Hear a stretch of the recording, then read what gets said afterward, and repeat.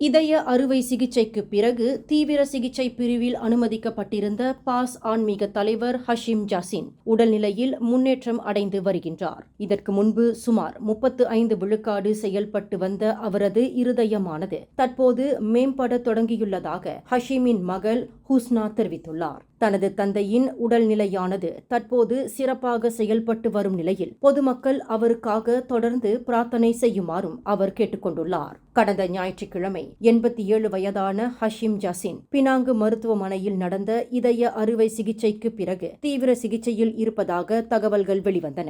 இருப்பினும் அவரை பார்வையிட பார்வையாளர்களுக்கு அனுமதி மறுக்கப்பட்டிருந்தது குறிப்பிடத்தக்கது. கடந்த 2016ஆம் ஆண்டு பாஸ் கட்சியின் உலாமா மன்றத்தால் ஹஷீம் 4வது ஆன்மீக தலைவராக நியமிக்கப்பட்டார். அதற்கு முன்பு 3 முறை சங்லாங் சட்டமன்ற உறுப்பினராகவும் ஒரு முறை ஆராவ் நாடாளுமன்ற உறுப்பினராகவும் ஹஷீம் பதவி வகித்துள்ளார். மேலும் செய்திகளை தெரிந்து கொள்ள கீழே இருக்கும் பெல் பட்டனை அழுத்துங்கள். உங்கள் மகிழ்ச்சியை வெளிப்படுத்த லைக் மற்றும் ஷேர் செய்யுங்கள். தொடர்ந்து திசைகளோடு இணைந்திருக்க சப்ஸ்கிரைப் செய்யுங்கள்.